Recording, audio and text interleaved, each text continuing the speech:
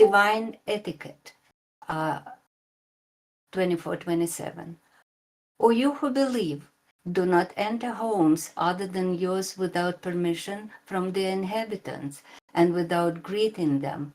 This is better for you, that you may take heed. If you find no one in them, do not enter them until you obtain permission. If you are told, go back, you must go back. This is purer for you. God is fully aware of everything you do. You commit no error by entering uninhabited homes wherein there is something that belongs to you. God knows everything you reveal and everything you conceal. The subheading, dress code for believers.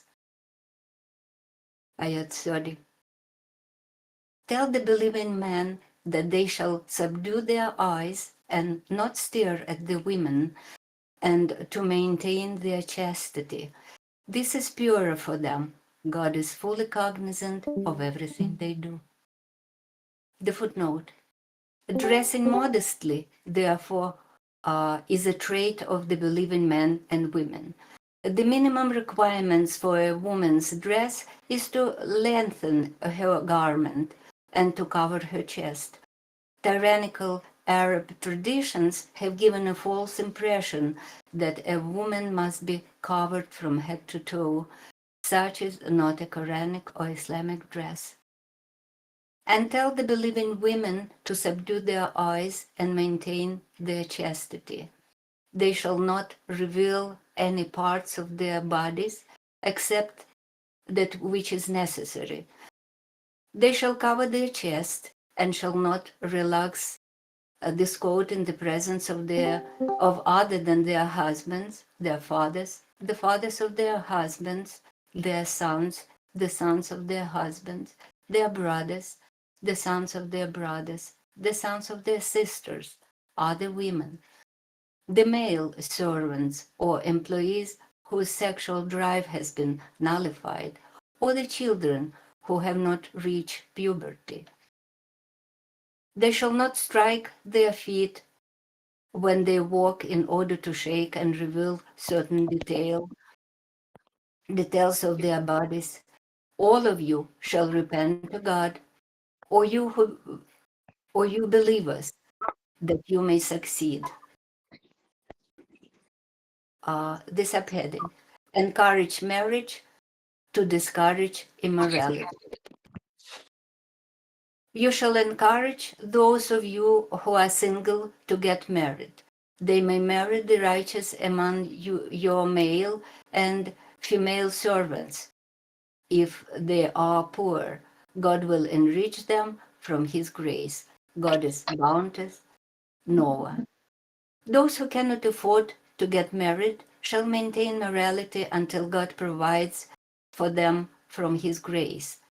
Those among your servants who wish to be freed in order to marry, you shall grant them their wish once you realize that they are honest. And give them from God's money that he has bestowed upon you. You shall not force your girls to commit prostitution, seeking the materials of this world, if they wish to be chaste. If anyone force them, then God, seeing that they are forced, is forgiver, merciful. We have revealed to you clarifying revelations and examples from the past generations, and an enlightenment for the righteous. Sadaqallahu azim. Praise God. Neil, any thoughts, comments, questions? This verse is kind of straightforward. This is about the etiquette of what women and men how have to behave in front of each other and in different situations, and dress code, and actually encourage marriage to discourage immorality. That's very important, that people didn't have premarital sexual intercourse, because this is actually a sin. God encouraged to marriage and keep marriage strong and righteous. And of course, about the girls, especially, God admitted that don't sell their daughters and everything into prostitution, or orphans. Some exploit them. So that's, and the rest I would like to listen others. Thank you.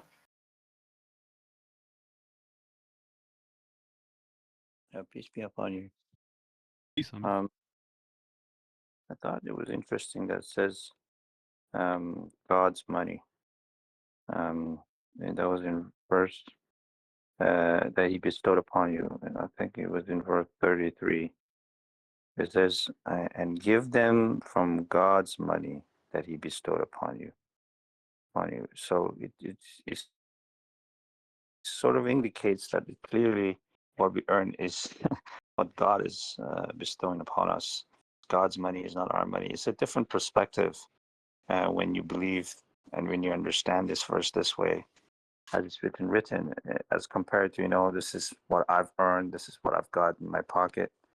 And, um, but if you understand this is a blessing that is coming from God, this is the money that, God has given to you. It's just God's money. You have a completely different perspective, and it really affects how charitable you are, how freely you can spend in the cause of God when it comes to that. So I thought that was interesting.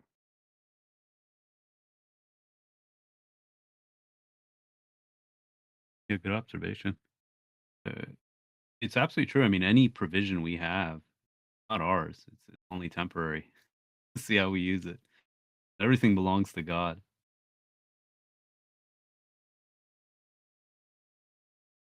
I was I heard something interesting today. Was regarding there's a passage that says, God can't be tempted. Um, and the concept of like temptation means that God doesn't have a need for anything. Like what is anyone going to tempt God with? He owns everything. It's like, these are things that apply towards humans, but it kind of goes at that same vein where we own nothing. We only have these things on loan from God to see how we use them, and that's beyond even our money, our eyes, our ears, our ability to hear or see. There are things that God has temporarily given to us to see. Are we going to be appreciative or unappreciative? And if we're unappreciative, we're going to lose it, in the year after. Um, but if we're appreciative, God says He's going to give us more.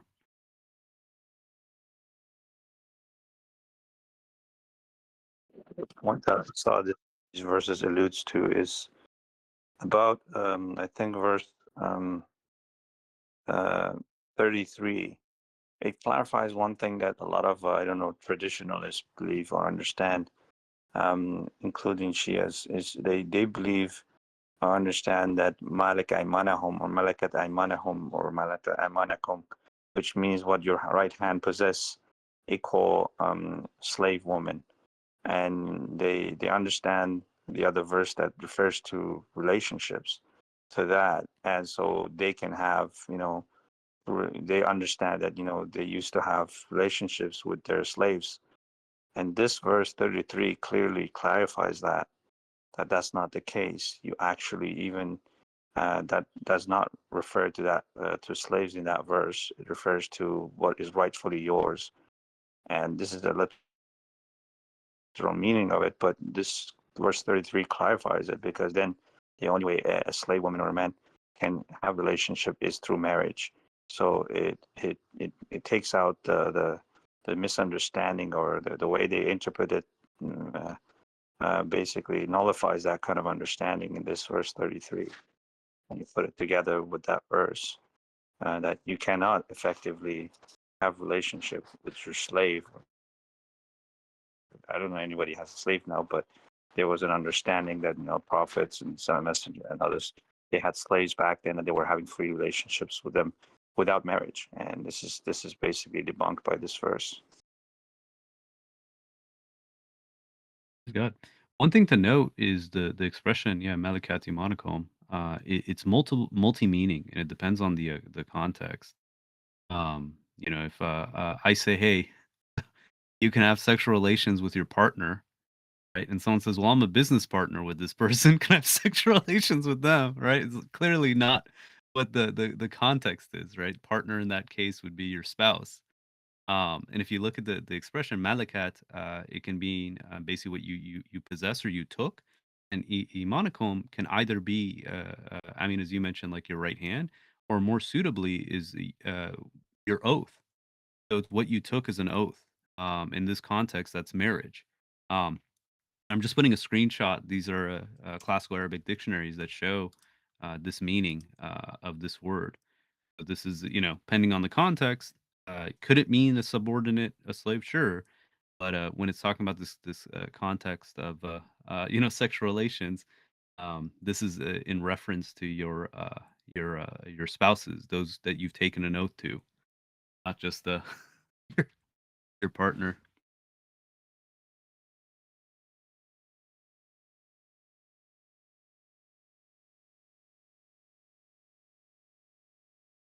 There's another really interesting takeaway from verse 33 that I notice is this also goes against this concept of a forced marriage, right? Because in a marriage, a dowry is supposed to be set, and the verse, in my opinion, is actually equating someone being forced into a marriage, to for a dowry and this and that, as a form of prostitution, right? If you're forced into something, it's not by choice, then you're being victimized. And here it says, "You shall not force your girls to commit prostitution." And if you notice, it's immediately after this context of marrying a slave. And you do have these accounts where people, they were the guardians of someone, and they just wanted to get rid of them, and so they basically forced them into a marriage. That God is saying, that's that's not a legit marriage. Like a marriage requires that both parties are willing and happy with the arrangement. If one party is being forced, right, that's just a victimization. That's not a real marriage.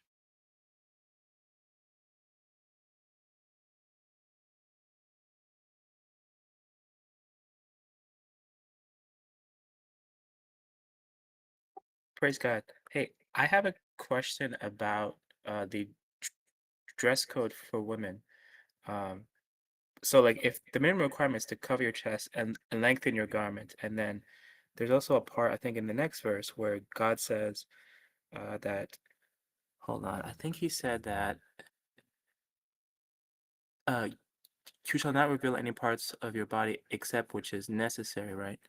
So, if it's like a hot day and you're at the beach, it seems like God is allowing more flexibility than usual, but like how much is that flexibility? How far do you take it, right?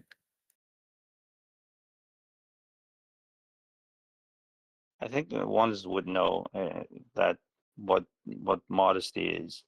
It's an internal element that someone says, um, yeah, am I dressing for the condition, or am I dressing for, or am I wearing this clothes for to get attraction, to get attention? So God gives some freedom of to women to choose their clothes, but at the same time, it reminds that it's to consider the fact that they should be modest. They should be dressing modestly. So yeah, the only two elements that specifically addresses these verses, this verse and another verse, is lengthening garment and covering the chest. And then someone could ask, "Oh, what about the shoulders? What about the back and all that?" So I think those are not specifically mentioned, but it could be considered, not revealing any part that is not necessary. So just to be on the modest side. That's why Messenger of Covenant says minimum requirement. It doesn't mean that, you have to go with a minimum, but God, allows a certain part of the body to be revealed if it's necessary. Um, that's my understanding. I just want to, peace everyone. I just want to kind of give my little experience with it, with modesty. I think, like, we know that God brings us from stage to stage. And I think the more you grow your soul, like the more desire you have towards more righteous behavior, and including modesty. I used to walk around in, pretty, I mean, not like booty shorts, but pretty short shorts, and a tank top. And I've gotten to a point where I just can't wear those things. I feel very uncomfortable and pretty well naked. So, those sorts of things I only wear around my house. But so I've noticed, like I said, that, the more, the further along I get in this, my taste in clothing has actually changed pretty drastically.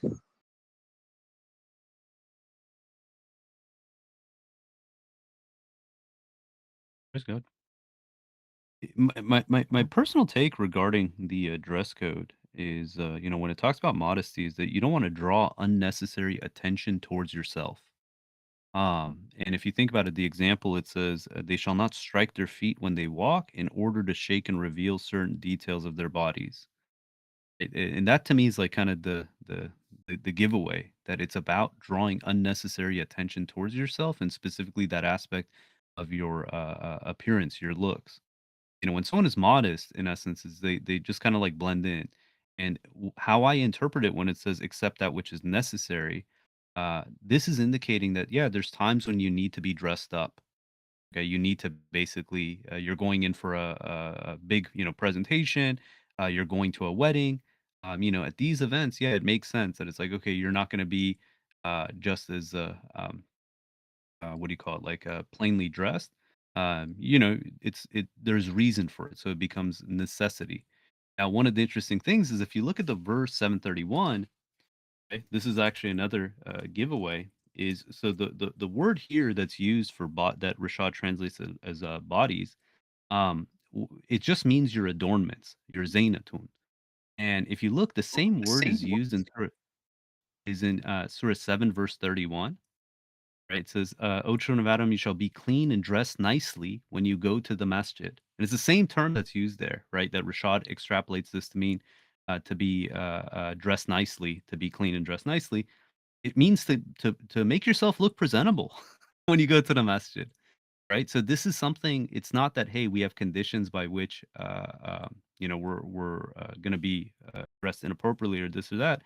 It means that, hey, we have a baseline, right? But then there's going to be times when we're going to need to dress up. And interestingly enough, yeah, when you go to the masjid, it's actually a requirement that you dress nice. You make yourself look presentable.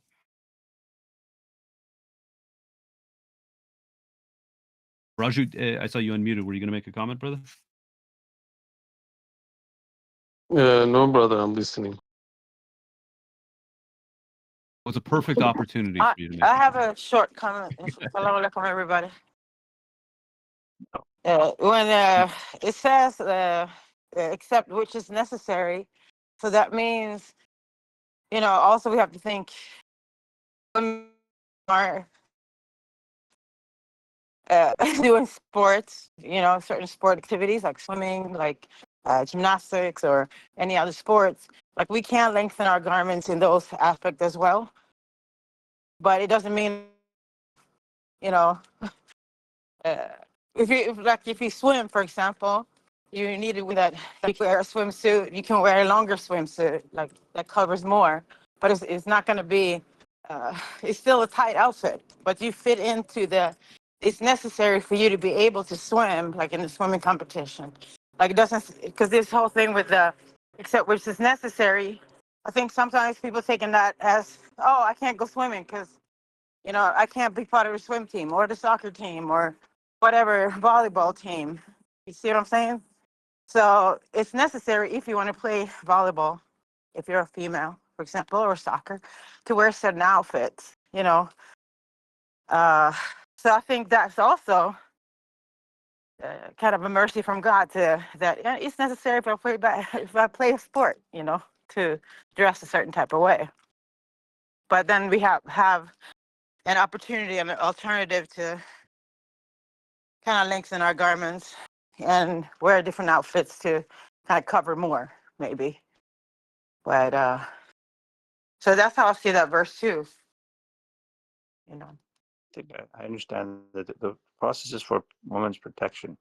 This is the idea Yeah. for women to not to be pointed at or not to be getting, as our brother says, unwanted attention. Right. Yeah, I see necessary. You can interpret that openly in different way, but if someone's working working in an environment that they need to have certain part of their bodies revealed because of that work or because of that action, I understand that. But Yeah. I believe sports, they have flexibility where you can wear modest clothes still be active within that sport. Exactly. You don't have to be like even nowadays. A lot of swimwears, they're a lot more covered because mostly because of the sun, especially if you're in a state or a location that has a lot of suns. They do, women and men, even men, they do have more coverage.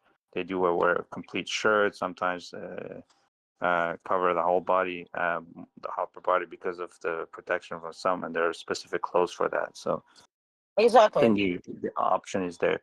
My personal question is more reward, because the verses, I think these verses refer to the believing women, and I don't know. There was an argument that there's a difference between a believing woman or a submitter woman, or there's a difference between because there's another verse talks about the prophet saying, "Tell your daughters," and this and that.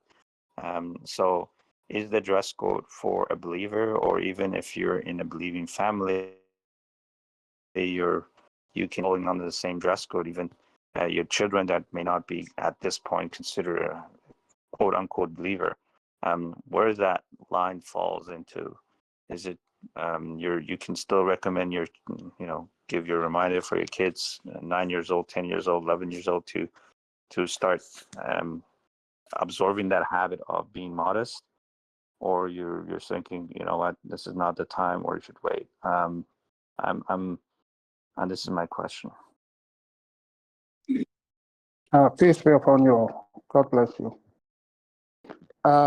My comment or understanding of these verses is that the commandment is for the whole believer, men and women,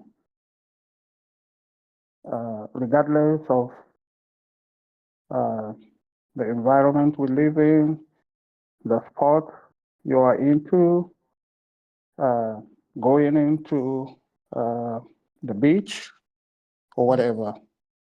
The commandment is for the believer, man or woman. What did God want for you? God wants protection for both men and women, not just for women.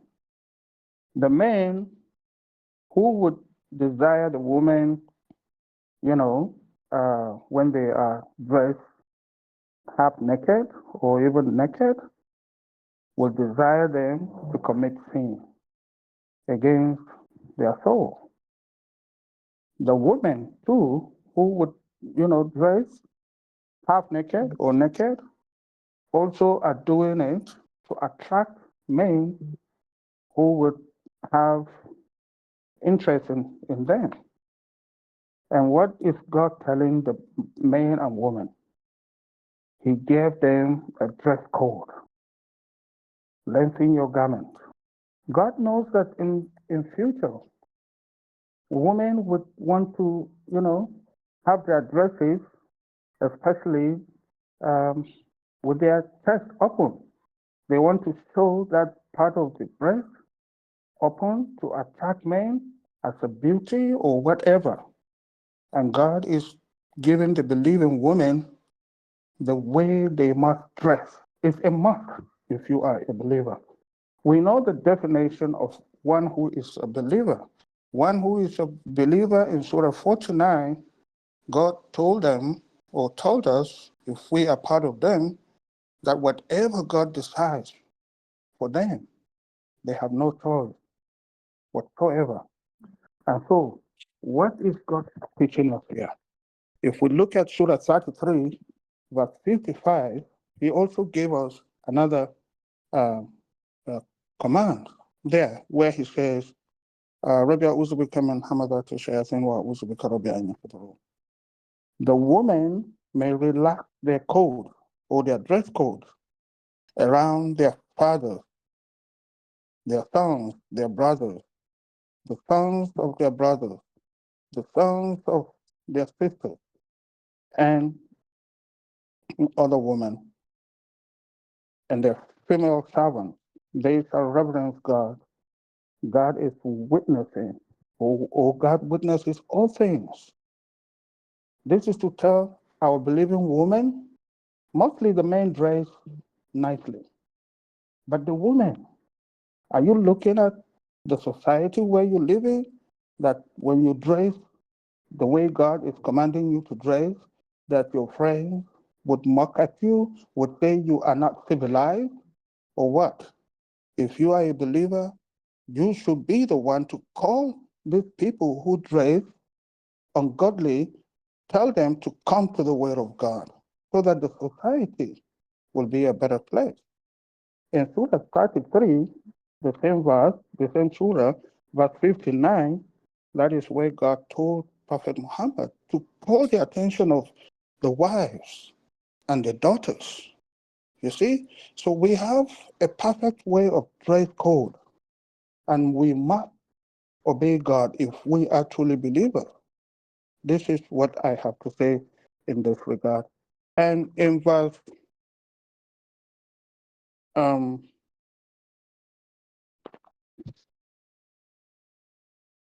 okay, God also encourages, you see, in verse 32, 33, so that we avoid, especially the believers. God is calling the attention of the believers here frequently. Encourage marriage to discourage immorality. Why the women dress half naked is to create all this immorality. Why the men must also subdue their eyes and not stare at the woman is to discourage all this immorality. When we encourage our young men and women to get married, they will be faithful to their wives or to their husbands. Those who are single among us, if the one God is telling us, use the money you have, even if they are not rich, use the money, you who are rich among them, use your own money, which God has given you, has blessed you with, to encourage these people to get married, just for us to have a better society that is devoid of evil practices. So we have to be careful. We have to obey God. And this is why we are studying the Quran, to know why God wants for us, what God wants for us, and what we must do to be counted among the believers. Thank you. God bless.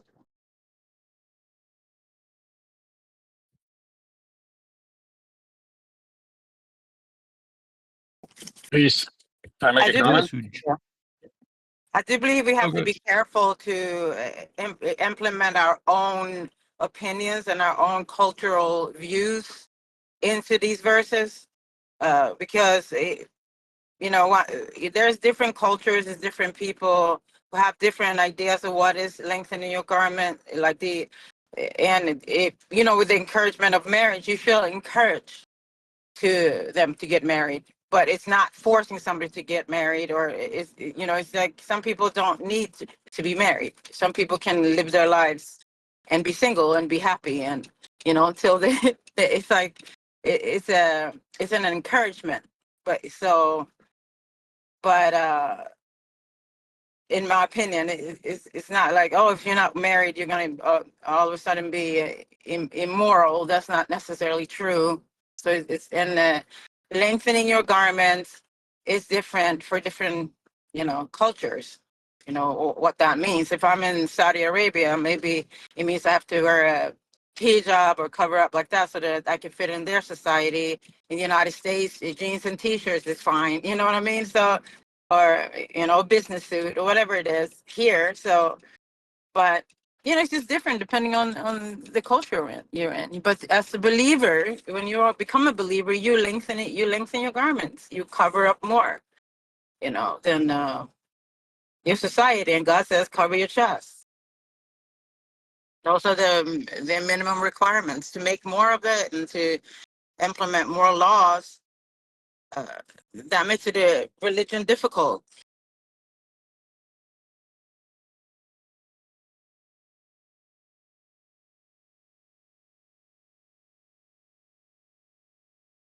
Brother Taslim, I think you were going to make a comment. Yeah.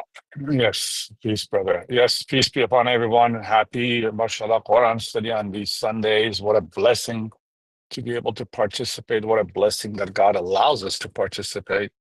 And thank God for the family of submitters around the world, mashallah. I wanted to just contribute a little bit more on this good topic and good points everyone has made. It's interesting that the verse, let me just go to the verse. I'm sorry. It is, you see one. I think it's 24, is it 31? 31. Yes, 24, 31. So it's addressing the believing men and women, or the context of the verse is it's addressing the believing men and women. And God, as we know, has made everything in this world as an adornment because one, he is the designer. He's perfect in his creation when it comes to designing, imagining, and everything is beautiful, right? And with that comes the test. And for males or men and women, it constitutes a test. Everything around us is an enjoyment because God created it so perfectly, but it also becomes a test, and depending on how we react and respond to it. But I like the ending of this verse very much. It says, all of you, men and women that believe, all of you shall repent to God, or you who believe, or you believers, that you may succeed. Praise God for his mercy and grace that it's addressing all believing men and women that they shall repent. No matter at what age we are, at what condition we are, this is God knows the secrets. God knows everything about us and says, look, make a firm repentance, ask for forgiveness. And this is what God loves. He loves the repenters, and those who ask for forgiveness. That's it. Thank you. I still don't get a clear answer of the question I had. Is that if you have daughters, submitting family have daughters, there is a verse, as we said, it was addressed to the daughters of the prophet about lengthening the garment. This verse talks about the believers. Does anybody believe that encouraging them to follow these commandments, including these verses, is a righteous act to do, even though they may still be, I don't know if they're considered, do you consider them to be these verses addressing them as well, or is this verse is only addressing adult believers or whatnot, or those who have completely accepted submission, or this encouragement is for any submitted family? Both of the verses about covering the chest and not showing any part of the body, and the other verse about lengthening the garment.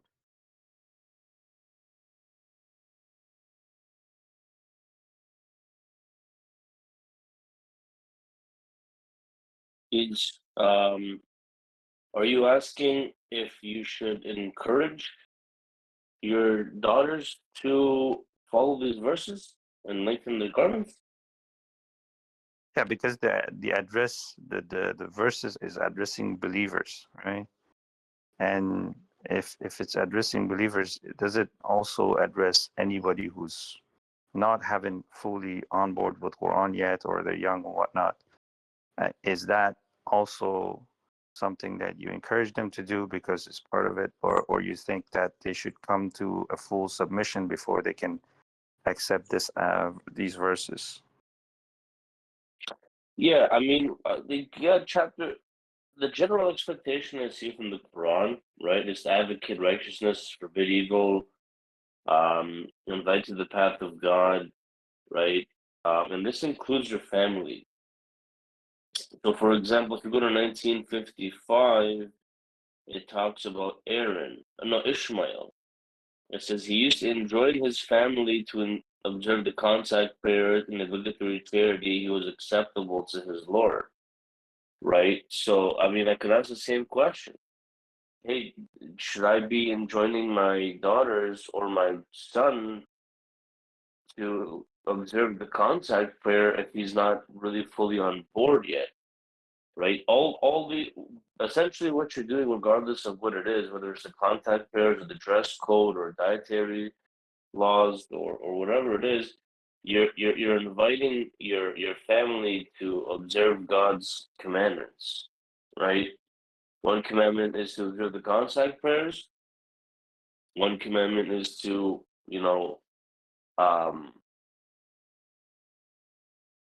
dress appropriately, right? And if we want to go and say, hey, well, that talks specifically about contact prayers, no worries. God tells you to advocate for righteousness, and dressing modestly is definitely righteous. Like you have chapter 20, verse 132, it says, You shall enjoin your family to observe the contact prayers and steadfastly persevere in doing so. We do not ask you for any provisions. We are the ones who provide for you. The ultimate triumph belongs to God.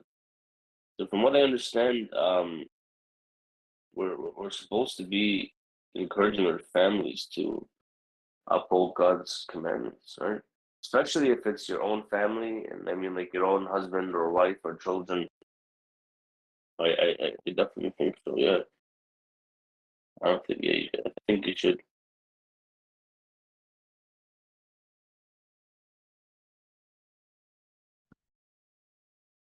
Peace be upon you. My understanding for anyone who is a believer is one who hears God's command and obeys. You believe in God, He is your God, He is enough for you, and you lead a righteous life. You don't take commandments from any other person, be he your parents, your scholars, or whoever. You take from God. God says, do it. One who believes will say, yes, this is okay for me, this is good. So you believe in God, He's your Lord, and His commandments. He says, lead a righteous life. He has defined righteousness for you, so you must obey it. That makes you a believer. As simple as that. Whether you come into submission or not, as long as you recognize that God alone is your God, and He has the commandments, that when you disobey them on the day of judgment of the hereafter, He'll punish you for that, then you are a believer and you must obey. Hear and obey, not hear and disobey. Thank you.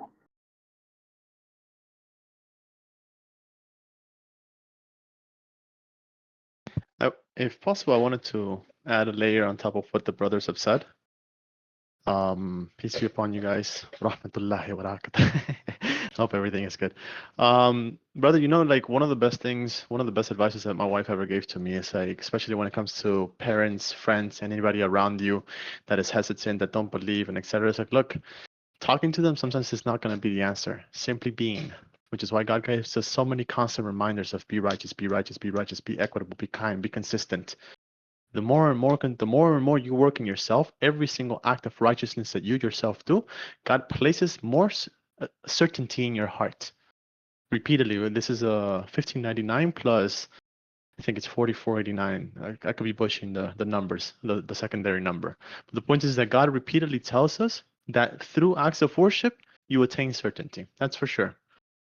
And by being a righteous example and consistently holding yourself accountable, people admire that. So look at the consistency of this individual. So when it comes to like children, they're going to emulate anything that we do, whether it's our reactions, how we handle problems, how we handle issues, how we treat other people. They see and they will follow. This is why we're the leading examples for them.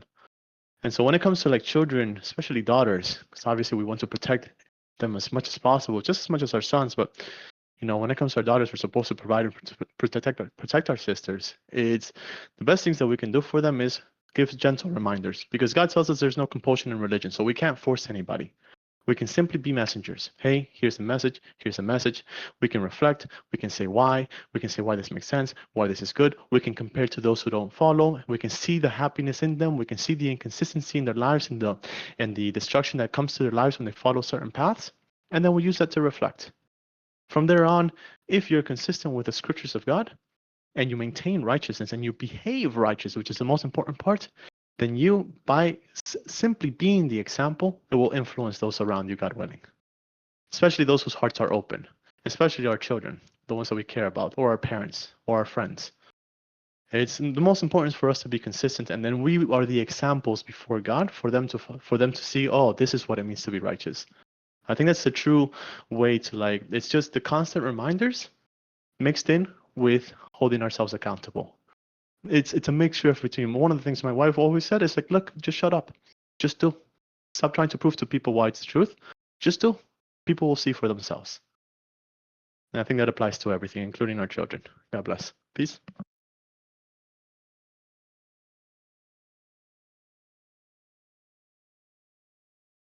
I think it's really well said. There's the prayer of Abraham, is let my example be a good one for future generations. And I think it's important that we share the right information. We join, we encourage our children to not only do their prayer and their obligations, but also to lead a righteous life. I think it's just the responsibility of the parents that we, and part of that is enforcing the the dress code. And while they're in our control, I think that's important. But then mostly it's for them to want to see the value in it. So it's not just this top down, hey, dad said so, but more so, and they realize the reasons behind it. When they're young, you can basically just tell them, hey, do X, and they don't really have much argument for it. But as they get older, you have to reason with them and logic with them and show them why we do these things. Yeah. Especially when we don't want to be hypocrites or hypocritical in nature or in our behavior. Because we can believe in God to the fullest degree in our heart. I believe God is real. But if you do not say what you do, or if you do not do what you say, your children are going to be like, what is this? So how are you going to tell me not to eat pork, and then you're eating Hawaiian pizza every weekend? What is this? You're not following it. You have to be consistent. This is why it's the responsibility. What I really love about the Spider-Man quote now compared to when I first heard it is that with great power comes great responsibility. And that's more true than ever. And God repeatedly tells us, like, the rich believer is better, it's not the same as the poor believer. Or the master is not better, it's not equal to the slave, specifically because of the burden of responsibility.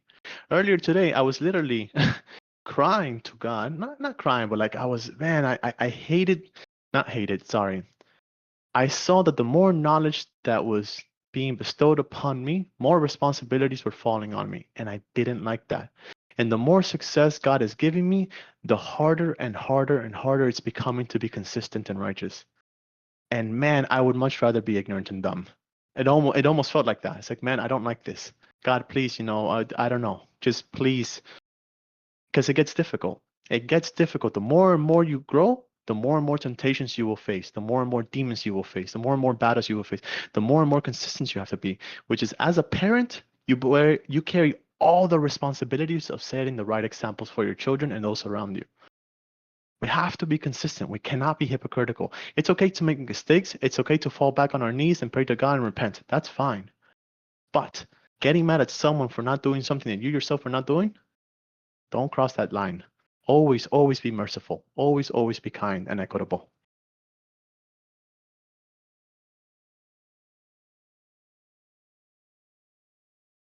Peace. I'm done. Yeah, no, beautifully said. I'll share a comment. I have a friend, and he's culturally Muslim, right? It's not like he's like practicing or anything like that. The extent is, he doesn't eat pork. He'll like maybe fast on Ramadan, just like culturally. And he was getting married, and he was telling me the importance of that his wife wasn't Muslim, that he'd be Muslim. And I was like just pointing out to him exactly what you're saying, like Mikhail. I'm like, that's awfully hypocritical of you because you're just like Muslim in name, not in practice. Like you don't, do anything that the Quran actually asks for you. And I think when a lot of people are faced with that, it's this dissonance where they realize, like, oh, okay, yeah, that is hypocritical. I'm advocating other people as this is a requirement for salvation that I'm not even, partaking in it myself. So I guess the lesson here, I mean, is as long as you're dressed appropriately, I think you're setting a good example. But if you're dressed scandalously, maybe take heed. Those booty shorts, Ammon, you gotta stop. No, I'm kidding. Sorry, let me act somehow ignorantly here. I want to say because I have heard from people and I see it in the movie, I don't know if it is true, but you people who live in Europe or US to be able to educate me here. Let me put it in the form of a question. Do I see some children don't allow their parents to question them to, kind of, tell them to do certain things that they do not even want to do, even though it is right. They would tell the parents that it is my right. I want to do this, and you cannot force me. I don't know if this is true, but if it is, I want to tell my believing brothers and sisters who live out there, please draw the ears of your children that yes, you may live out there in the US or Europe, but you have God's command. And as a parent, it's your responsibility because you are responsible for your children, your family. And the children are advised to obey, respect, honor, and regard their parents. So you must question them. Even if the security or whatever would come to you to tell you that, why must you force your children? Tell them, yes, you respect the law of that society, but you respect God more because God has placed His children in your care as a responsibility, and you must handle them or, bring them up as righteous people. And this is why you are doing this. It's for their own good. Because I believe a believing parents will never push their children to commit evil or to do sinful things. So for you to call them to order to do what is right, please, you must do it. It's because God will caution you. God will hold you responsible if you don't do that. Thank you.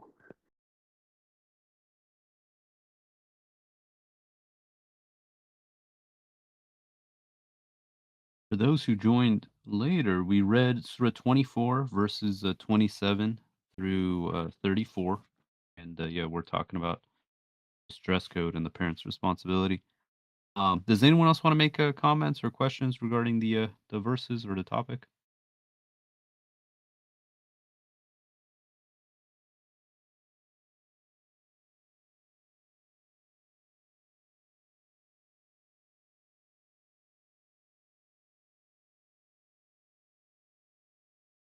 I'll share something that these verses they always remind me, and it's the book of Matthew. This is chapter 6, verses 22 and 23. It says, and keep in mind, so verse 30 and 31 is talking about basically subduing your eyes, right? And the chapter here is the light, right? So it says, the eye is the lamp of the body. If your eyes are healthy, your whole body will be full of light. If your eyes are unhealthy, your whole body will be full of darkness. If then the light within you is darkness, how great is that darkness?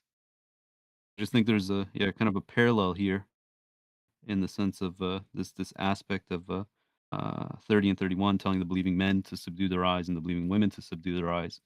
And what it symbolizes as far as put the aspect of staring at women and men and vice versa aside, is, what we choose to take in willingly with our eyes is going to have an impact on how we view life and the thoughts that get projected in our head. So it's just something to think about.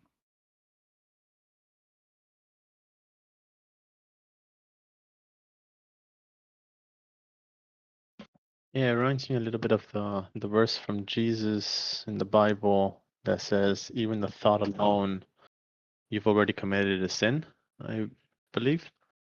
I'm kind of butchering the verse, but leaving it towards Yeah, the if I'm not even mistaken, it's intention. about it's like adultery. If you're Right. Which puts a huge emphasis, God repeatedly reminds us, even all throughout the Quran, is that intention. Intention plays a huge role.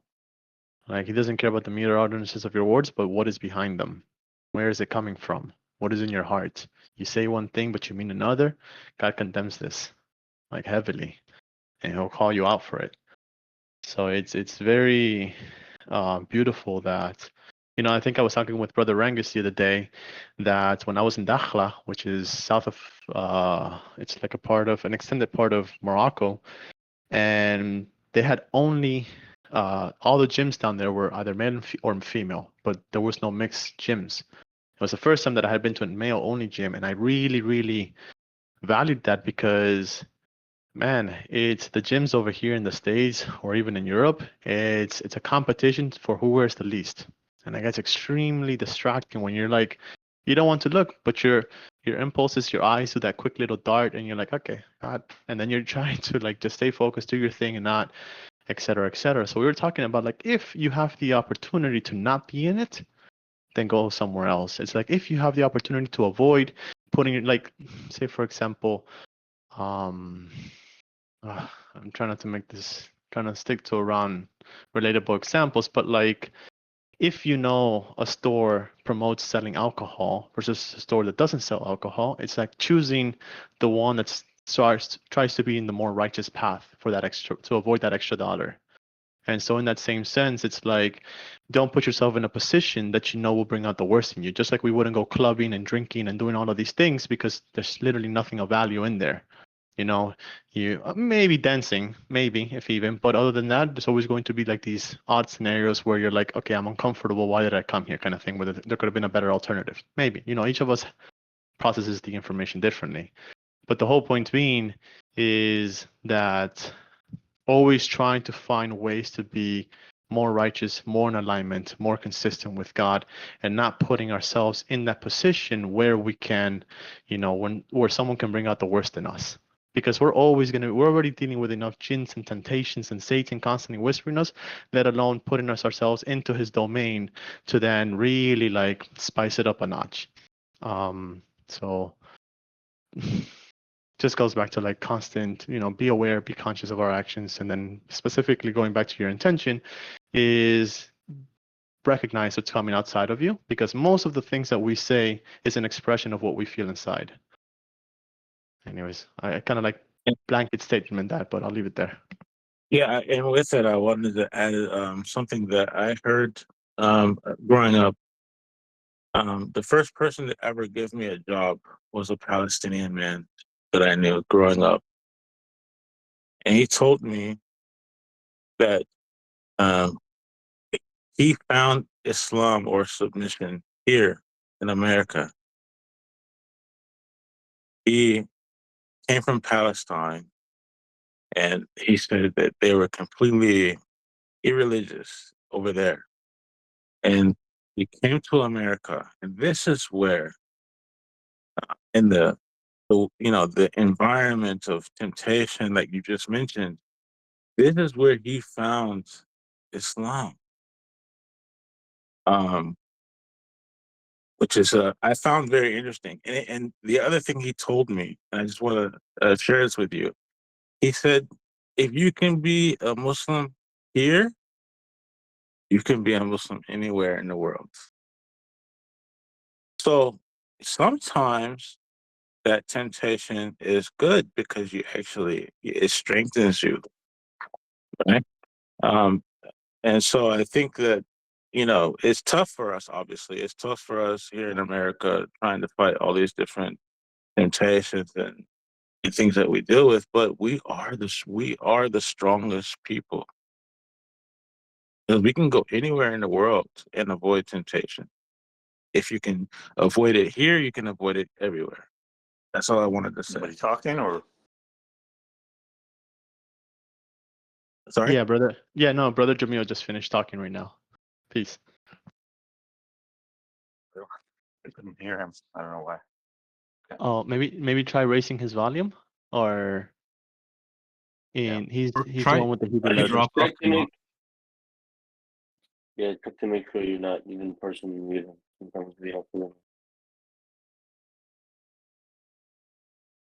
Jamil, did you want to finish the comment? No, that was it. That was the whole point. Is that a lot of us feel like we're at a disadvantage, but in reality, if we are able to overcome temptation here in America, then we are really at a huge advantage over the rest of the world, because we are able to live in the heart of the beast and uphold the commandments with being surrounded by temptation. That was the whole point. And it was a Palestinian brother who shared this with me, that when he was in Palestine, he was not religious, and when he came to America, that's when he found Islam. MashaAllah. No, it's beautiful. But I think what there's is it? Oh, sorry. I'll just say quick. There's another takeaway here too. It's that when God's system is that people have freedom to choose. That it's in places like the U.S. where there isn't a state-sanctioned religion, where people can kind of assess for themselves. And this has always been one of the paradoxes that why is there such high levels of faith in the states, despite the fact that the government isn't enforcing it. And I think that that's one of the things that people can genuinely go in search of the truth and not worry that they're going to be persecuted over it.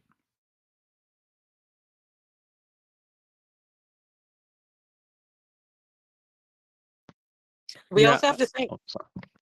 No, please go, sister. Go. You were trying. I was waiting for you. Go. We also have to think about we can see what we what we should and should not do in the U.S. Like people are doing the wrong thing. Okay, we don't do that. And then there's the option of doing the right thing. And so it's very clear your choices. I believe in kind of the Western world, and some people might feel like, oh, it's difficult to be righteous here, but I feel like it's easier because like in these places where you know there's nowhere in the world that there is a submission rule, like based on what we study, the Quran alone, and the laws are in place that we have in the Quran. There's no such country. So if you're going to like a Palestine or anywhere else where there are so-called Muslims, but they are like, and you following suit with them, uh, the sin that you're committing is could be idolatry. It could be the laws that they implement with this with their religion that isn't from God. uh, so is it easier to be a submitter in those places than in the United States or in anywhere else in where there's more freedom to choose uh, your path? You know what I mean? Because you have in the United States, I believe you have your good path, you have the righteous path. Clearly, you can see it, and you have the unrighteous path. Because this whole world, like wherever you are in this world, is the domain of Satan, and how he's playing the game is different depending on where you are. I feel like it's in the United States, it's easier to be a submitter, not because it's a more sinful place than Palestine, or Saudi Arabia or whatever you may be. It it is because there's clear options of good things, bad things, righteous, unrighteous. Uh, and you like in other places where there's the religion is enforced or certain ways of being it is enforced, the way they do it may be unrighteous for you to do, but you're forced to do those things. Or you might be blinded by what looks righteous, but it's, unquranic maybe. But you don't have a choice, or You see what I'm saying? So it depends on how you view this. There's different societies and where it's easier or not. I don't know if I made any sense. Shalom Aleichem. No, Well, yes, yes. well, no, that did make sense, you know. And I agree with you that if you're living in the Muslim world, you know, there's a lot of pressure to conform to the society, right? And it has nothing. It doesn't have much to do with belief, right? You're just doing it you're going along to get along. Yeah. But when you come to America, where nobody holds those same values that you may have held in that country, now you're going against the grain, and so Right. it's a stronger testament for you to come here and still uphold that value, uh, because you can easily fit in just by not holding that value. Right. Yeah. But again, you can look at, okay, I can just mention, let's say I'm growing up in a Christian household, like a righteous Christian household. We worship, we believe that we're worshiping God alone. People are dressed, they're covering their chest, they're, giving to charity, all these things and everybody's nice, but the one thing that we do is worship Jesus. See what I'm saying? And what if there's no other options? You don't see anything else. It's just that's how it is. But so then you end up committing in that household, in that society that looks great. You end up committing the only sin that is unforgivable by God, which is idol worship. You do that like every Sunday after when you eat, when you go to sleep, you worshiping an idol beside God. See what I'm saying? So is it like if you're in a society where there's more more options, you see what I'm saying, more differences, more you might be able to find your path, like, or even if let's say you do say, hey, no, I don't want to worship Jesus, you like that could be dangerous for you. See what I'm saying? Whereas in a society like the United States or places where they have freedom of religion or freedom of thought or whatever, more you do run into the opportunity or have to see like terrible sins, but then you also have the righteous path, and you can devote yourself totally to God. Do be a monetist, and you can cover up, you can lengthen your garment, live a righteous life in that society with less of a problem, you know Yeah. than more Uh, stricter. where, where where are you from? I'm just curious. I was raised in Sweden, but I live in the U.S. I'm both mixed race. But I don't know. African? No, I'm Black American, but I wasn't Black Americans and Swedish, but I was raised in a Swedish household. Okay. Yeah. So yeah, I mean, this is a tough environment to live in. Obviously, I think we all agree on that. Everybody here, regardless of background, I think we all agree that this is a very tough environment to be um, in submission to God, right? But that's the No, test. I disagree with you on that. It's very easy to be a submitter, to be a believer in these environments. Very, So very, very. I think here's what I mean. Here's what I mean. Like, okay, for example, you know, a lot of us we have a job and we go to work, and the time for prayer might happen, and you're at work, and how do you break away and pray? That's a challenge, right? Or getting certain days off for um, religious reasons, like having a certain day off of the week. That's a challenge, right? This is so. This is a this is the perfect testing ground for your faith. This place is the perfect place to test you and to strengthen you. yeah, because you're seeing it more from the perspective of like the amount of challenges that you face, and it's a great way to test your faith and constantly go up against it. She's coming from a different angle, but towards the same point, that it's because there's less pressure from others, it allows you to choose God personally, you yourself. If you're righteous, if your heart is righteous, you'll choose God, and then you won't see any of these temptations around you.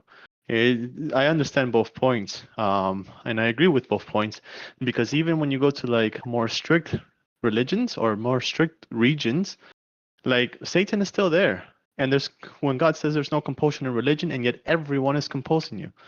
No, you can't. No, you can't. No, you can't. No, you can't. Takfir. Like you're constantly being called a hypocrite, disbeliever, the worst of things for not following. So either people push you away from the religion for not following it like they do or like they want you to, or you're being taunted by all of the pleasures and desires in another world. So they all have each other's challenges. The important thing is to recognize what does God say and what do we want to follow. One way or another, we're going to be tested regardless of where we are. Peace. I don't mind chiming in on this. I'm kind of more on the side that it's better to be in a free environment, in terms of knowing what somebody's faith would really be, right? Because I've seen many people come from, like just even Afghanistan, Pakistan, etc. Muslim countries where, I was talking to another individual on the server yesterday, and he was saying like Afghanistan is so good, like adultery is so low there. People don't have this outside, they don't have relations outside of marriage. It's very low over there. It's such a good place for that reason. And it's like, yeah, because they'll kill you if you get caught, right? They're forced. But given the opportunity, they would do it in a heartbeat, right? And that's what I've seen a lot where people they come to Canada and they just go wild, man. And it's funny, other people have reported the same things. Or like at bars and clubs, are like usually the biggest drinkers, the hardest partiers were not like Canadians. They were like immigrants, like people not from Canada or the US, because they've never done it before and now they're just overindulging, right? Yeah. I see it similar to like how God, like one thing that really sets, I've noticed, a believer apart from like, I don't know, a weak believer or a hypocrite or whatever. Uh, Not to get into that whole thing, but just what I realize is very valuable, and that is a really good indication of your sincerity, is if you worship God in your privacy, right? Mhm. And because what is it? There's nobody there to, either applaud you or condemn you or do anything. You have to make that choice. Like if you're worshiping God in your privacy, that just goes to show that, hey, you're doing this on your own accord for no other material or worldly gain. It's purely because you want to worship God. And I feel like being in a free country like America or Canada and things like that would uh it's similar to that. Yeah, thank you. So, I have another story to share, Rick. So one day I was on the bus. So for those who don't know me, I live in California, and so a lot of the liquor stores that are here in California are run by Yemenis. It's dominated by people from Yemen, and so one day I was on the bus and I was reading the Quran. I had a whole Arabic Quran, like no English, whatever. And there was another guy on the bus. He saw me reading the Quran, and he said, "Hey, like you understand? Like I was like, yeah, I read the Quran." And then we started talking. And he said, "I just got here." He told me he just came to America. He was very new, and he said, "I'm trying to find a job, but all of my people, that he's from Yemen, they want me to work in the liquor stores, and I don't want to do that." So don't do it. God will God will make a way for you. Refuse it. And so we had a great conversation on the bus. And then, oh, like I don't know how if it was 6 months later or a year later, I go into a store and I see that same guy, and I said, and I looked around, and there's no alcohol anywhere in the store.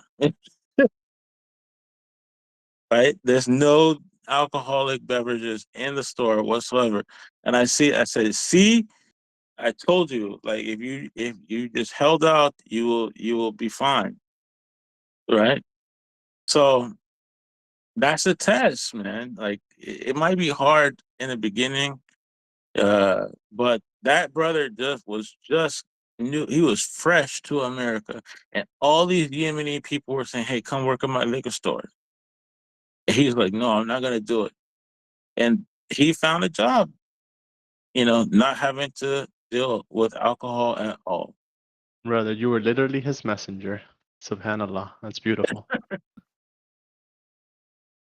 That's a beautiful reminder. I think I forgot who said it here once, but I really every time we think of messengers, we think of Rashad Khalifa, we think of the prophets, we think of those great individuals in the past. But even God utilizes us. Whenever God says that He's going to guide you or misguide you, He utilizes you to either guide people or misguide people.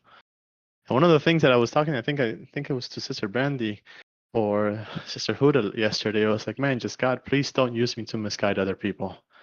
Like, misguide me first before you let me misguide anybody else. Don't let me talk to anyone if that's the case. But it's very, very scary because obviously you also bear the responsibility of what comes out of your mouth and the things that you do and the way that you behave. And all of these are influences towards the new submitters. How you behave says everything about the religion. It's like, why am I going to follow a religion if you're allowed to behave like that and people defend this and protect this and uphold this? This doesn't make sense. I don't believe in this. And they walk away, they get pushed away. So it's really beautiful that we can be these little minor messengers that God utilizes to either bring them towards the faith or repel them from the faith. And it's a constant reminder of what God repeatedly tells us. Be righteous, be consistent. And my most favorite verse that Brother AAA had brought up, I never saw this verse before, was verse 1599, specifically because of the footnote that Rashad had made. 1599, regime, and worship your Lord in order to attain certainty. Because the practices of worship are our means of attaining certainty. So the more you do a single act of worship, which is be kind to others, be equitable, be consistent, do your prayers, give zakat, the more consistent you do, the more certainty you will have, the more trust you will have. You will be without doubt. Because what is the definition of a believer? Those who have zero doubt in their hearts. And so it's like, subhanAllah. It's sorry, my tenant's asking me a question. Excuse me, guys, please.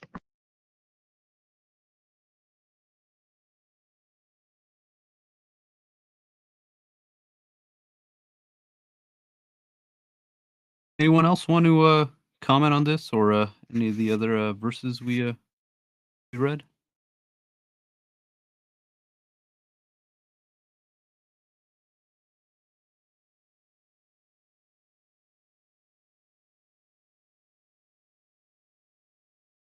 I'll make a comment regarding kind of a different topic, but I mean, anyone can circle back to any of the discussions we've had so far. But verse 27 and through 29, that it's saying it's divine etiquette, but it's also setting a ruling regarding the respect to people's private property. It says, "O you who believe, do not enter homes other than yours without permission from their inhabitants and without greeting them. This is better for you that you may take heed." And you can't just like go into someone else's home, rummage through their stuff, without their permission. And then, additionally, even if you have their permission, this aspect of greeting them means that hey, you make your presence known. Let's say I allow my a neighbor to come in to grab something, but he just like randomly shows up when I'm not aware, like saying that even if you have permission, you still have to have this conduct. And then it says if you find no one in them, Do not enter them until you obtain permission. You're told to go back, you must go back. This is pure for you. God is fully aware of everything you do. Again, kind of like this respect for people's properties and privacy. And it says you commit no error by entering uninhabited homes wherein there's something that belongs to you. God knows everything you reveal and everything you conceal. So I think it's is it the Fourth Amendment?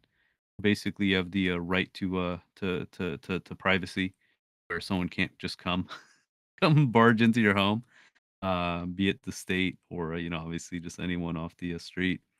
Yeah, yeah. I just see this as one of these aspects where the Quran is showing a respect for people's privacy and their properties. Peace. Yeah, it's happening right now. Also, Go ahead, brother. Sir. Yeah, we had some people, individuals in different lands. They go, your land belong to me. They enter their house, kick them out. It's been, the story. Don't want to open it gotcha, here, guys. but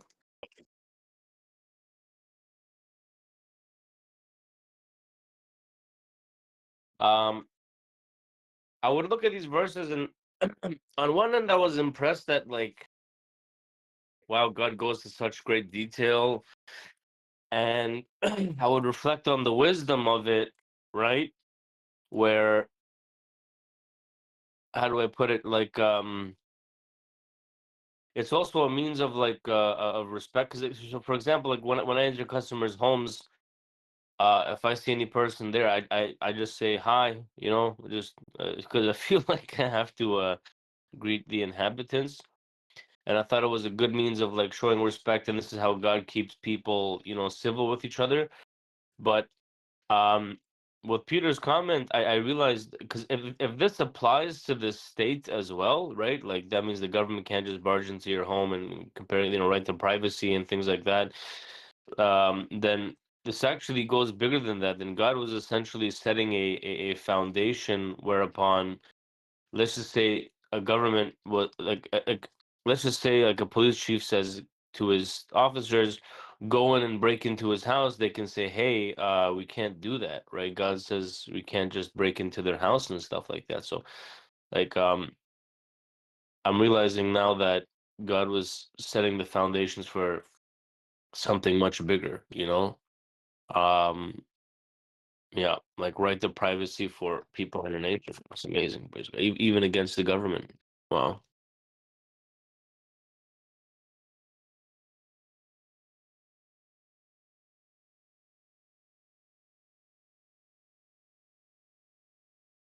What's funny is it's verses like this that sometimes you hear critics of the Quran say, "This is so silly. Like, why is God, putting this stuff? This is common sense, right?" It's like, no, it's really not. You see it through it's common. It appears to be common sense to us, but you see throughout history where people they do these very things where they set up regulations or rules or something that victimize others. Like one of the other ones is there's a very long verse regarding that it's okay who to go over their homes and have meals with. See, that's silly. Like, why is God talking about this? Like, bro, do you understand how much there is infighting within like families and extended families regarding these aspects, be it religion or personal matters. And God is saying that look, when it comes to this, like your relatives, your family, that there's a certain tolerance of decor that even if there's like disputes, even if there's differences, you're not committing a sin, eating at each other's homes. Because I actually know individuals who like would refuse to go to certain family events because there's someone else from their this they don't get along with in their family, and it's like, look, you have to put your petty differences aside. That it's like living in a country where you're saying, look, I'm not going to go to an establishment because some of the people there are disbelievers or something. Like, okay, so what? Are we committing a sin by doing that? It's like, no.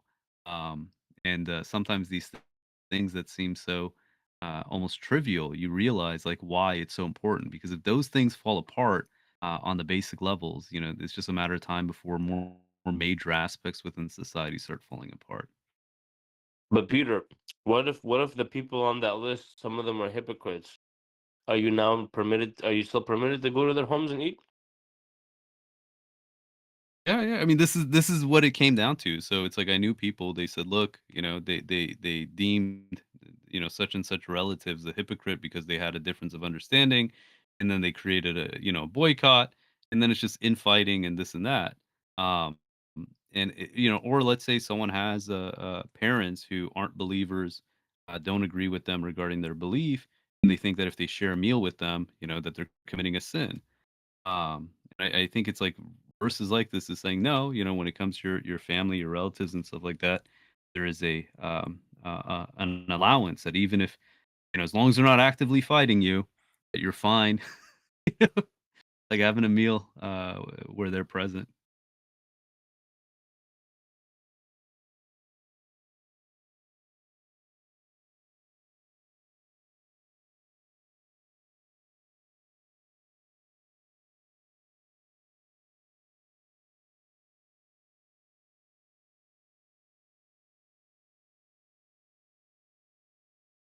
Shout out to the common sense thing of not entering the homes without permission and things like that. Yet that may feel like common sense for like us, like civilians, but anyone who's been in a position of power, like government and things like that, um, to them it's common sense that hey, if we suspect something, then we should be able to enter your home. Yeah, makes sense. It's the government; they're here to manage things, and if they feel something suspicious is going on, then what's wrong? They're just doing their job. It's nothing malicious. But you know, there's due processes for a reason because sometimes they're wrong, the suspicion is wrong, or tyrannical reasons, right? So this rule makes it so that not even the government can come in, even based off suspicion.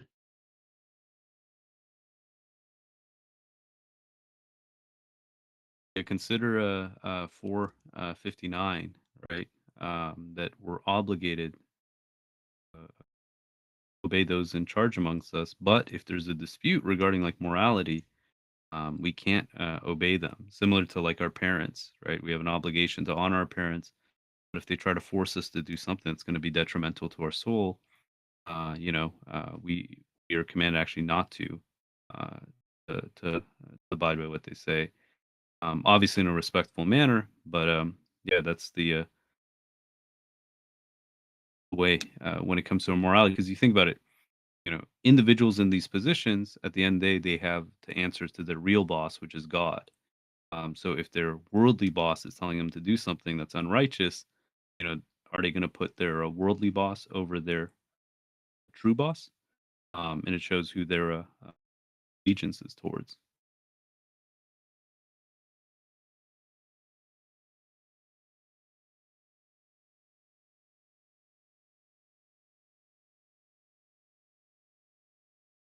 I wanted to make another comment regarding this aspect of subduing their eyes. What's interesting is if you compare verse 30 to 31, I'll just put it in. Like when it comes to the two, when it's addressing the men, it's awfully short. And when it's addressing the women, it's very long. And one of the criticisms that you hear, they say this isn't fair. Why do the women have to adjust their dress code so much? Why don't men just better regulate their eyes? Like they try to portray it in that way. And the funny thing about that is that like, look, this is just the way that God has designed, the male and the female. That when it comes to the male, they're very much drawn with what they see, right? And obviously we're supposed to regulate as much control as we can, but the reality is that's not as much of a factor for women. I was listening to this talk show host. It was kind of funny. He was saying, when it like just contemplate that a mannequin, right? Like when if you look like when men walk by mannequins, like they have to fight their eyes from looking, even though it's a silly mannequin. Or he's saying that why is it that there's like dedicated interest from men on which the most benign aspects of a woman, but you won't see the same thing regarding women towards men. And this is just the realities that, yeah, men have that responsibility where they have to subdue their eyes and be respectful and stuff like that. But at the same time, women, out of respect, it's like if they're gonna make it in such a way, by like the way that's described, the way that they walk is drawing attention, then in essence they're cooperating in matters that are unrighteous. It's like, imagine you have a friend who has a sweet tooth, and you're constantly going around them with, like, cookies and ice cream and this and that. Um, you know, they might be falling into it, but it's like if that temptation wasn't there, then in essence, they wouldn't be able uh, to fall into it. But doesn't subdue your eyes is for women too. We also have to need to subdue our eyes, or look down, you know. What's funny is there was and I don't quote me on I think it's more of the reliability of the study, but it's the aspect is women more often than not actually will check out other women, in the sense of, obviously it's not sexual, but in the sense of comparative, right? Rather than men. So like it's like almost both parties are looking at the women and not the men. We just look at the pockets of the man. How big are they? No, I'm kidding. I'm kidding. I'm kidding. Peace. Your comments, Brother Peter, reminded me of the story of Joseph in the Quran. He was so handsome, God endowed him with such features that we know the women cut their hands with the knife. So women they look too, but as you're pointing out, praise God, men are more inclined, have a greater proclivity to look in terms of the adornments. Peace. Thank you.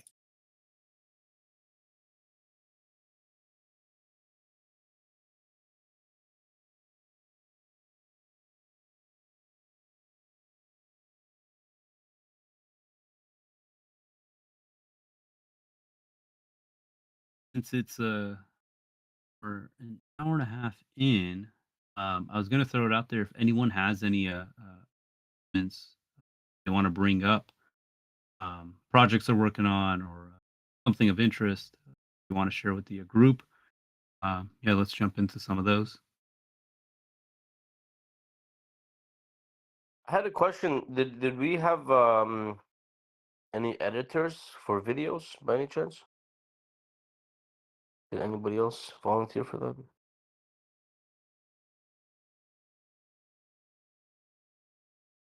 Yeah, no. The only one that I know is you guys. Although I was telling brother Salami last night, if you know the documentary that you guys have set up on the Jonathan's account, I believe it is, the documentary of Code 19 for 46 minutes or so. I was saying, what if we re-upload that same video again with more hashtags, more whatever titles and clickbaits and all of these things. Not title clickbaits, just still documents, same title and everything, same image.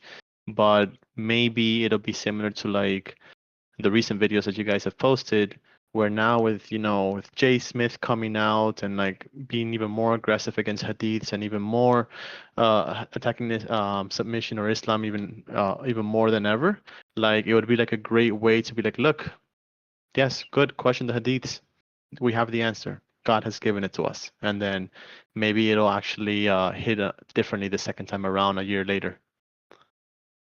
And I was gonna bring it up to Jonathan, brother. I don't know if you have a comment on that, but it was I thought I was looking for Salami, but he's not here right now. I don't think so. But yeah, I don't know what you think of that. If it would be a good idea, or if it sounds a little bit mundane to repost the same video. I think rather than just repost the exact same video, it's almost just do a rehash of it as a new video. Uh, I see a lot of channels do that, right? And we forget, not forget, but it's kind of that aspect where you say, "Oh, well, I said it once," and then as if like everyone's seen it. So you see a lot of these very popular channels; they'll constantly be rehashing. The roughly it's the same content, but just in a new video. right? So then this way, it's maybe add a couple stuff, some minor edits and whatnot would be good just to keep it fresh. Because it's true, people want novelty. If they see something's like a year old, they say, "Oh, it's less valuable than something. Oh, this just came out. Let me see what this is about." And ironically, a lot of times when they watch it, they think even if they watch the previous one, because again, we don't retain that much of the information. It's as if they heard it for the first time. Right, right. I was obviously trying to be conscious of their hard work, and or not that you're not, but like I was like, okay, I don't want them to do more. I like whatever is the minimum amount, and of course, like if they take your suggestion, obviously that would be even more because now there's like more. We have like more. I don't know, more findings of math, more examples, more things to reference. So like, oh wow, how like I don't know. Anyone, I would have to rewatch the video again to like compare it to what we found now. But yeah, in that sense, it could definitely enrich the video even more. But if they wanted to just repost it, then that could be that solution. But yeah, no, whatever's best.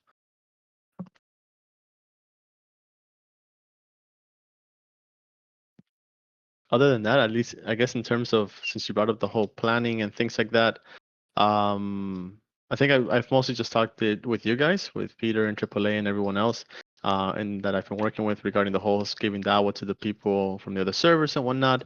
Like I myself, I'm just starting to shift over significantly more to more Quran studies. And maybe I think an idea that AAA I heard talking with Sajad about, since they do their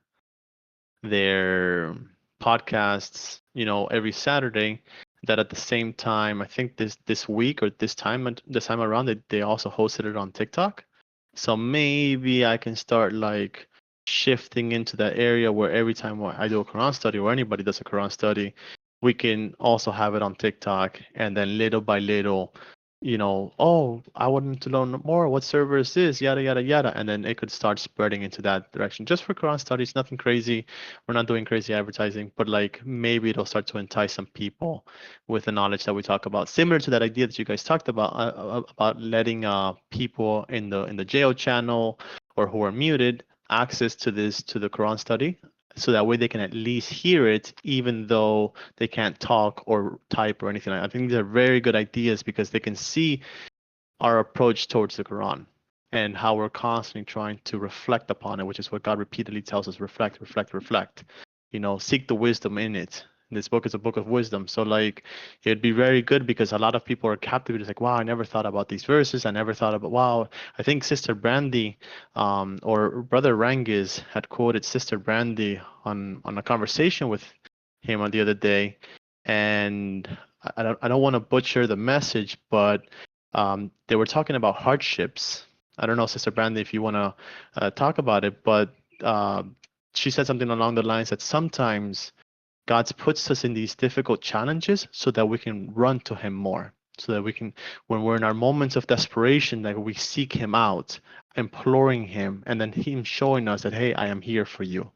Kind of thing, that it's not always just like a trial to see if you really are a believer or not, but simply so that you call out to Him, to soften your heart, to weaken your heart, and to submit towards Him. And I thought that was really beautiful, a beautiful way of submitting, a beautiful reminder of God's mercy to always try to pull us back to Him when we sometimes tend to stray. So these types of little commentaries can really hit certain people at certain times. So maybe starting to do streamlined streaming our Quran studies on TikToks or on YouTube or on whatever will help reach out to new submitters. God willing, of course.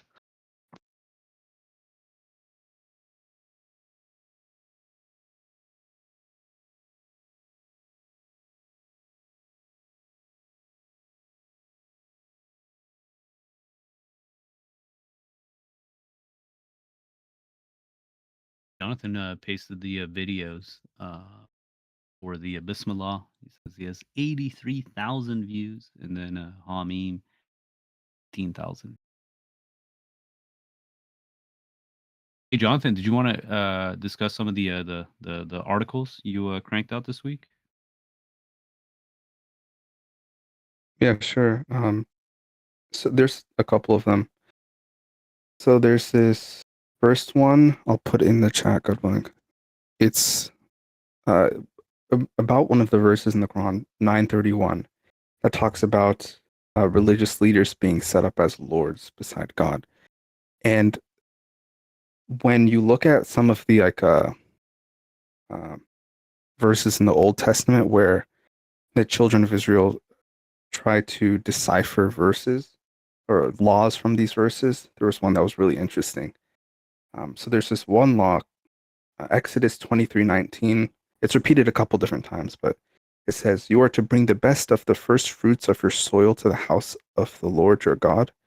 You are not to boil a young goat in its mother's milk." And so I tried looking at commentaries of what this verse means and how they understood this verse. And it's really funny because they have like a Jewish type hadith. I'll read it. God willing, if I can find it. Uh, essentially, let's see. Yeah, so it claims Moses wanted to change the word from kid to meat to avoid confusion, but God insisted.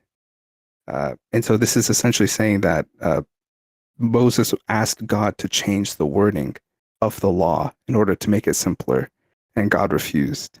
And I thought this is literally like a Jewish hadith in the Midrash in order to justify the changing of a verse. And so I thought that was really interesting. Like this is hadith before hadith, the Islamic hadith came about. And so that's what this article is about.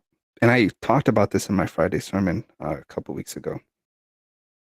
Peter wrote a good article a while back that the Sunnis follow the Sunnah of the Jews. Right? You remember that article, right? Yeah, I Peter? remember that. It was a while ago. Yeah.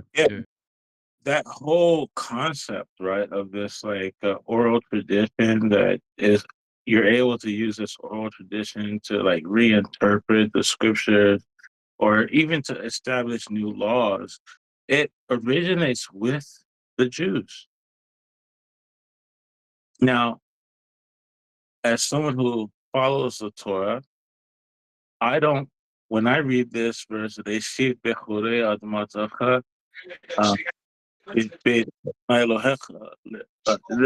This has nothing to do with eating cheeseburger, right? But when I go to a synagogue, right, the few times that I went to a synagogue, they had two ovens there, and I asked them, I said, "Why do you have two ovens?"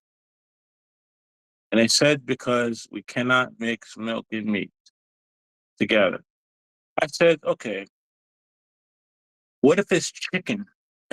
What if it's chicken and cheese?" "No, we can't do that." "Why?" "Okay, because we don't even want to give the impression that it's okay." I was like, this is insane. And so when you go back to Philo, right? Philo documents that in his time, they didn't have this rule that you couldn't eat milk and meat together. This is a very new thing that has appeared, right? And it's the result of the Talmud or oral tradition. They have invented so many things, right? And the Quran obviously deals with a lot of these things. Jesus in the New Testament, he condemns a lot of these new additions that they invented. But that's what modern Judaism is today. It's a lot of inventions. And I'm done talking. Yeah, there's a lot of these types of, I guess, derived laws that come from just like one rule. So like this one rule, they come up with like 20 different rules on top of it. So that's like the pattern I've noticed going through some of these commentaries. So another article I did was it's called the Hume's Problem of Induction versus Hadith. I'll put that link also. And it's like a very basic idea. So just because it's about hadith transmission, just because one person who transmits a hadith is considered honest and trustworthy in one context doesn't necessarily mean that they're trustworthy in all contexts.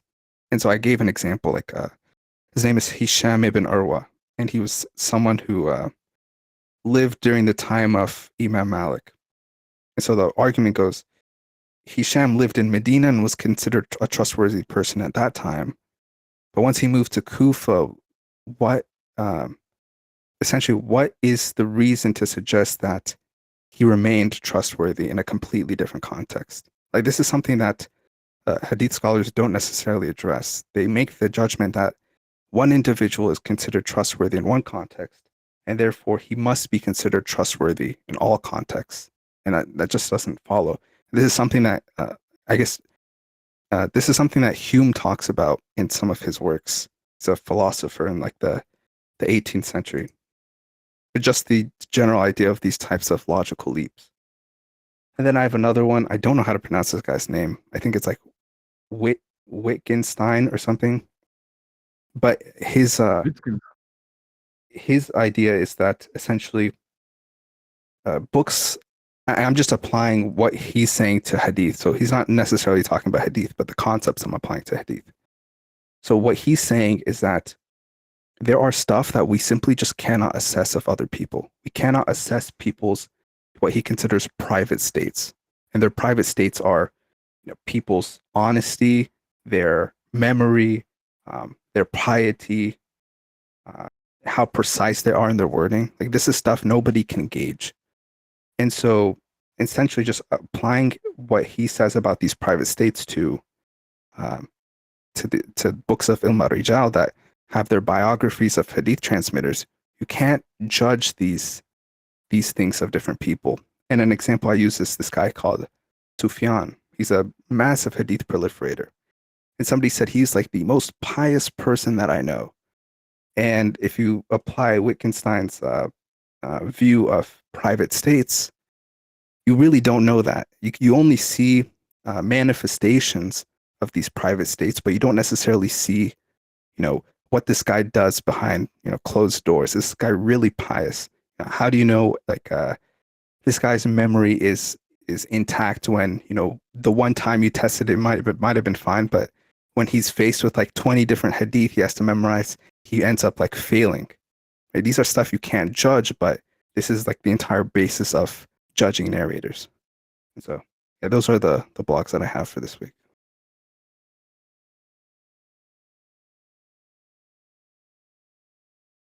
Praise God. Yeah. I really like the content.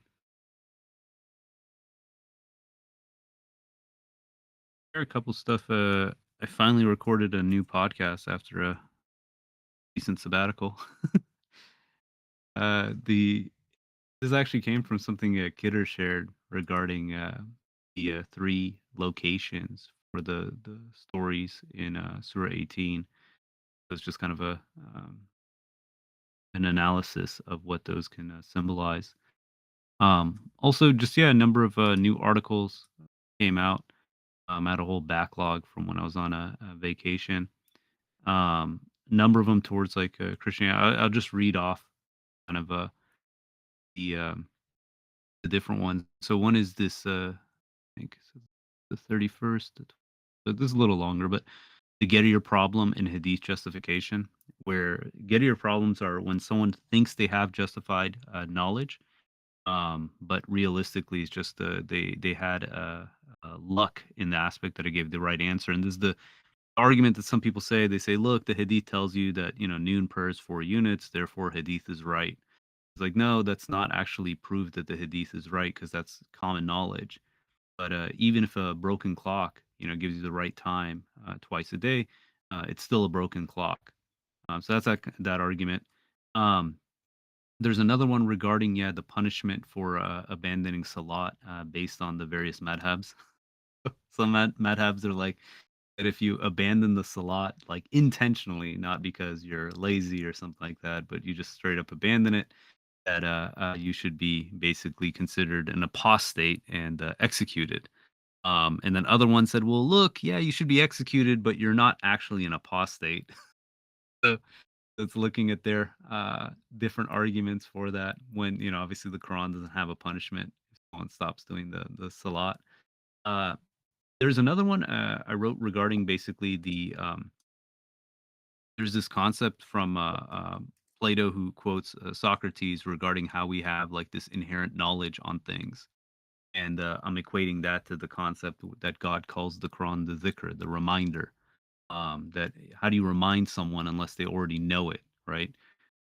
In the example that's given, it says, "Hey, if I ask you what is justice, you give me a condition, and somehow from that condition we can assess is that justice or is that not justice."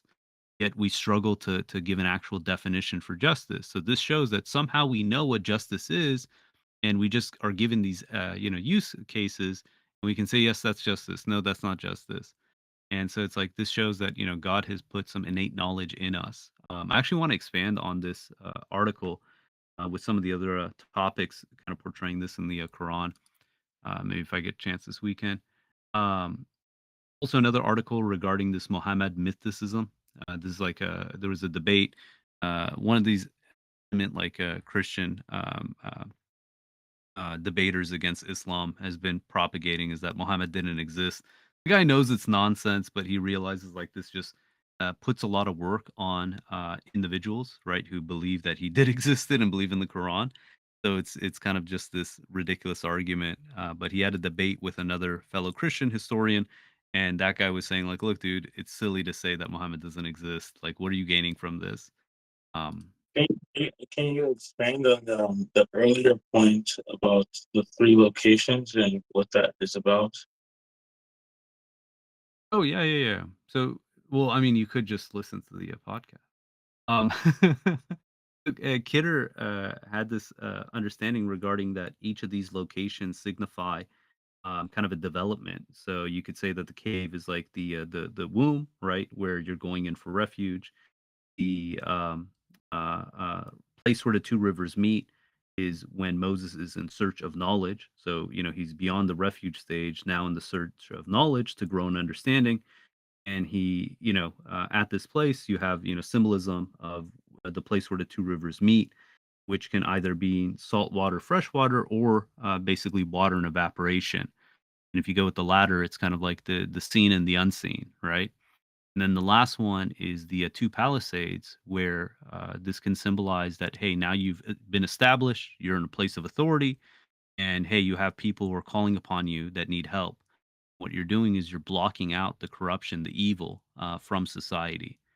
So those are kind of uh, cliff notes of the, uh, the metaphors there. And there's more there. I recommend check it out. There's an article if you want the faster version.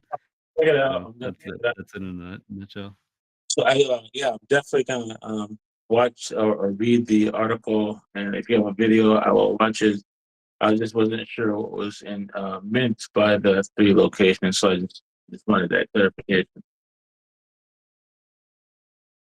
Man, there's a lot of articles. Okay, so next one is this aspect of the irony. So in the Galatians, right? Paul calls Peter a hypocrite to his face. Okay, yet Paul does the very thing that basically he's accusing Peter of in Acts. So in the case of Galatians, Peter's eating with the Gentiles. Then when the representative James, who represent basically the Torah-abiding Jews, come, Peter steps back and stops eating with them. And so because of this, Paul calls Peter a hypocrite. But then in the book of Acts, Paul, who basically is staunch against the circumcision, is basically goes and commits, not commits, but he performs circumcision on someone so he can come with him. So it's like it's this irony, and what's fascinating is I think Timothy. what, say that again. I think it was Timothy. Yeah. That he goes to circumcise. But I saw Jonathan in an article mention this too, which is just like this is such a clear hypocrisy. And here he is saying, "Hey, I called Peter a hypocrite." And it's one of these things that we can use against Christians to say, "Okay, how do you reconcile this?" Yeah, And then, yeah, an article basically against this concept of the apostolic succession, and some other ones. There's another. Um, amount of content. Also, yeah, I mean, it's not worth discussing, but yeah, there's a number of articles since the previous study.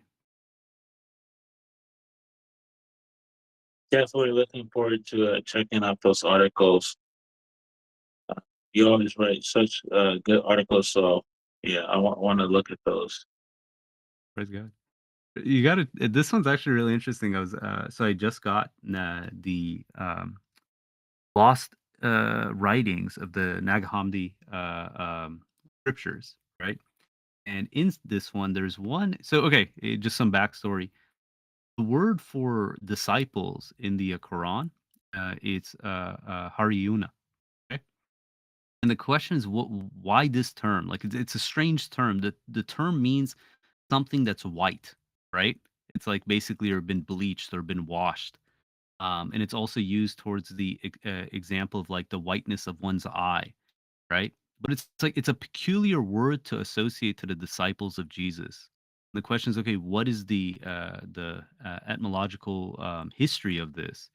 And so, by no means is this like definitive. I was just piecing together different things that I found. But what triggered this is, as I'm reading this, there's something that's called the Gospel of Philip, and these are mostly Gnostic Gospels. So this is by no means like traditional Christianity is kind of like understood today. But in this, they have two passages where they equate God as the basically the master dyer, that he removes the color from basically the garments.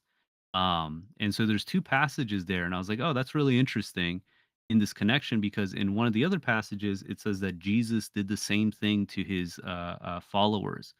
That it says the master went into the dye works of Levi, took 72 colored cloths, threw them into a vat. He drew them out, and they were all white.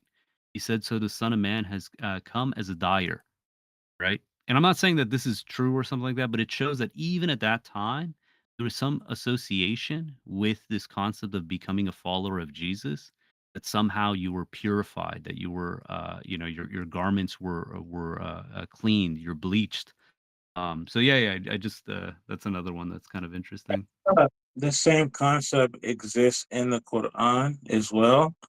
In Surah Baqarah, it says, "Sibghatullah wa ma ahsana min Allahi sibgha," and it says the dye of God, and who is best to die, not DIE, but DYE, Yeah, DYE. Yeah.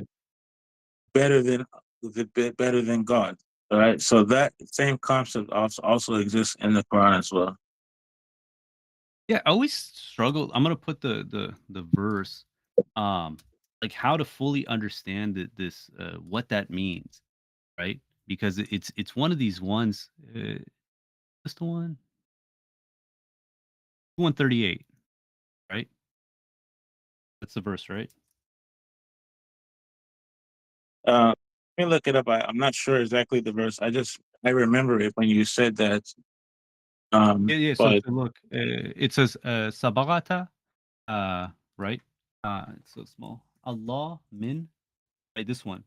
Hasan min Allahi sabagata wa nahnu uh, abadun, right? This one. This is the one you're referencing.